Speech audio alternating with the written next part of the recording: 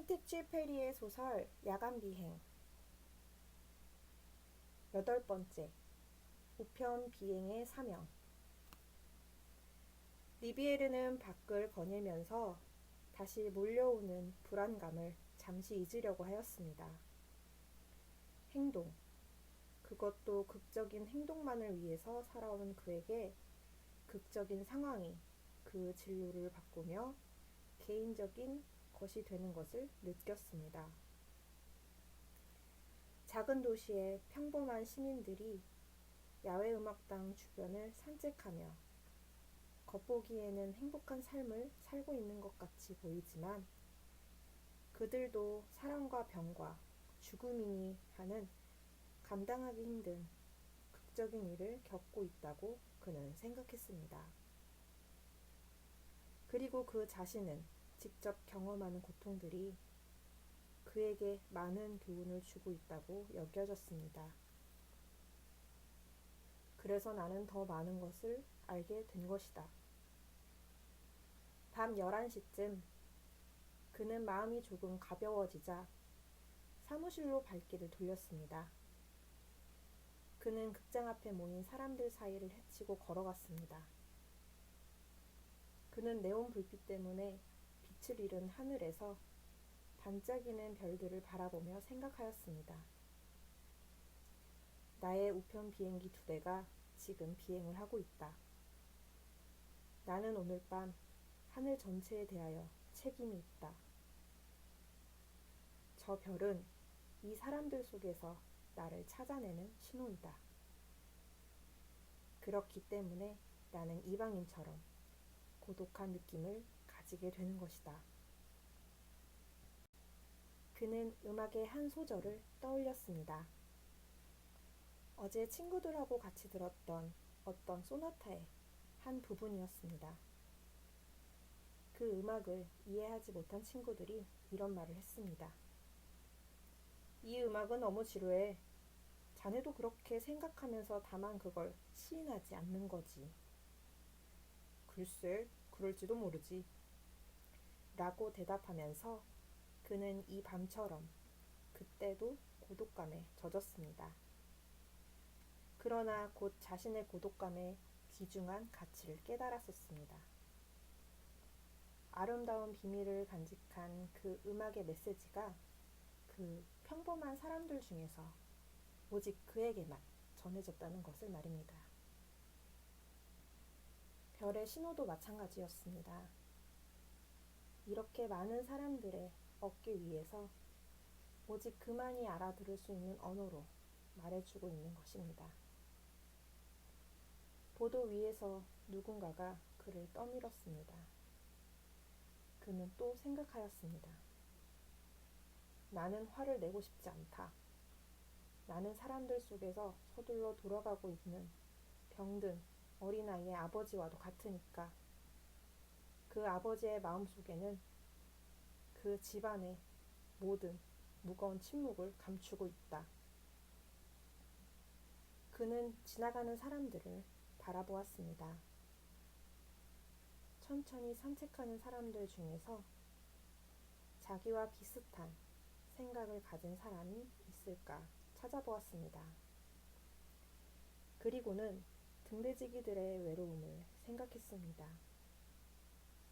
고요가 감도는 사무실들이 그는 마음에 들었습니다.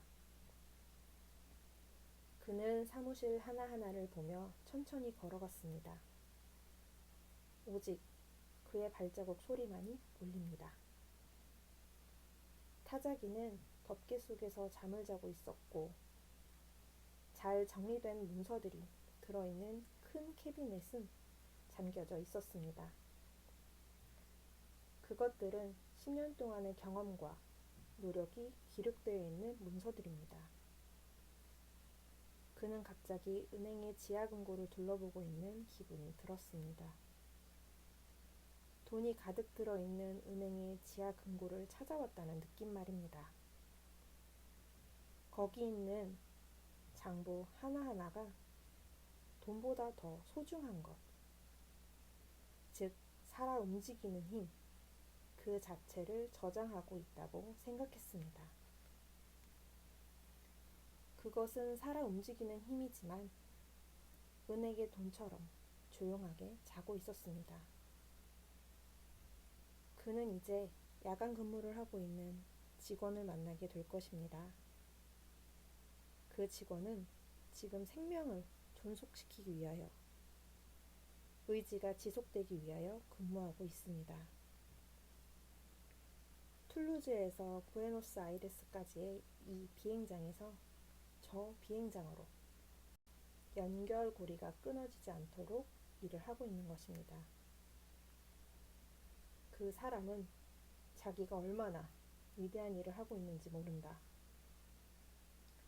어느 하늘에선가 우편 비행기가 악천후와 싸우고 있을 것입니다. 야간 비행은 질병에 걸린 채 생명을 유지하고 있는 것과 같아서 계속하여 보살펴 주지 않으면 안 됩니다. 손으로, 무릎으로, 가슴으로 부딪히며 조종사들은 보이지 않는 것과 싸우고 있습니다. 그들은 바다에서 구조될 때처럼 두 팔 외에는 아무것도 의지하는 것이 없습니다. 그는 그들을 구조해 주어야 합니다. 어둠 속에서 내 손이라도 확인하기 위하여 램프를 켜야 했습니다. 라고 이따금 그들은 처절한 고백을 하였습니다.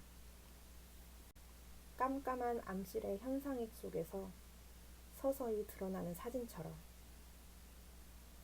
램프빛에서 확인하는 조종사의 두 손을 리비에르는 자기가 구조해 주어야 한다고 생각했습니다.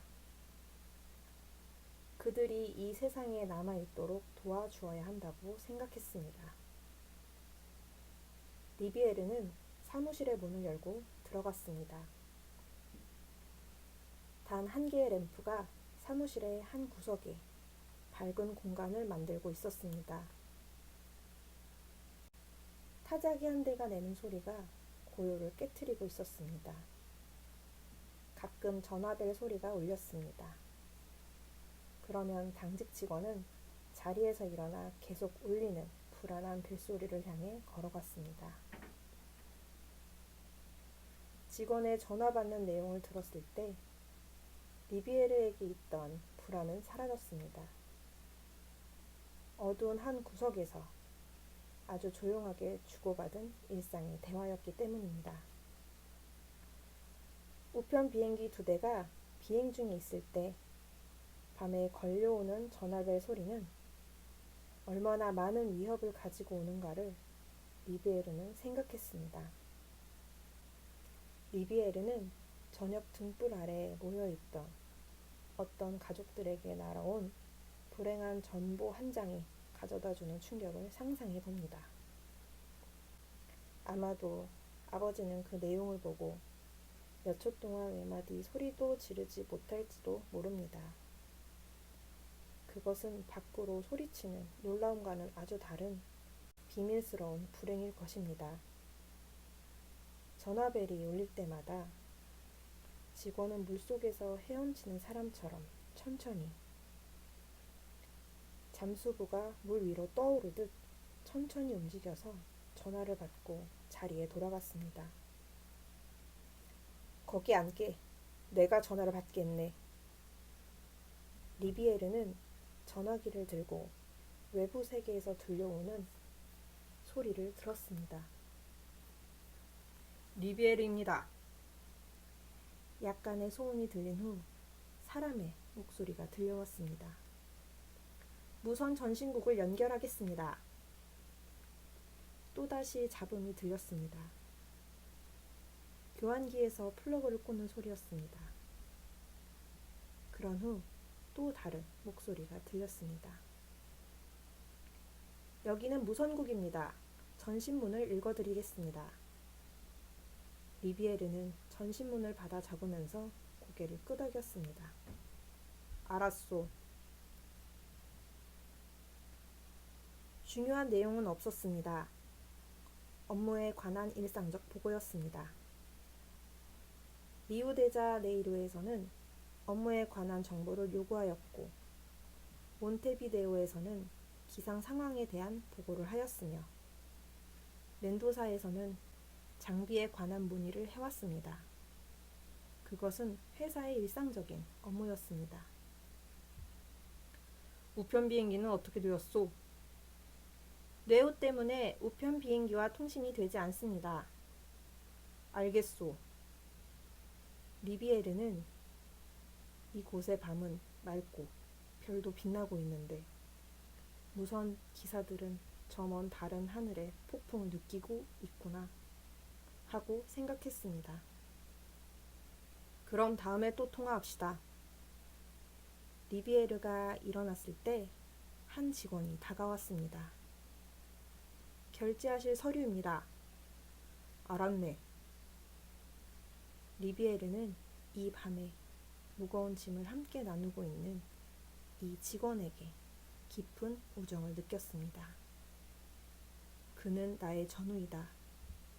이 친구는 아마도 이 밤의 업무가 우리 두 사람을 얼마나 강하게 결속시켜 주고 있는지 모를 것이다.